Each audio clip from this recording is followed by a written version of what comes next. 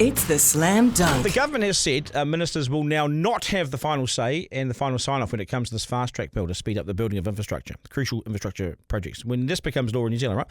This backdown is absolutely the right move. It means that there is less of a perception that the government's simply rubber-stamping projects on behalf of the big business mates. So a panel of experts will make the decision. That's the right thing. Good compromise, and everyone can feel like they've won something here.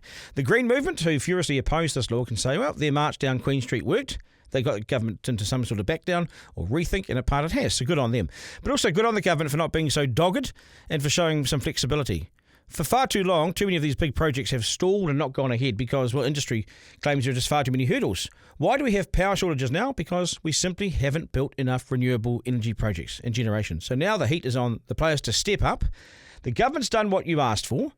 They've removed the barriers to investment and they've given you certainty that you want. And no longer will there be these lengthy delays and court action and everything. So with the settings are there. There are more than 350 projects that various companies have put forward that are likely to go through the fast-track process. And I say bring it on. Businesses must respond to the government invite and push forward and aggressively build and produce these projects so we can all see the impact of the fast-track approach. To business who consistently moan and groan and did nothing under Labour, it's time to put a sock in it and get on with it and build these projects. Okay? Yes, there are some mining companies wanting to mine further, yep.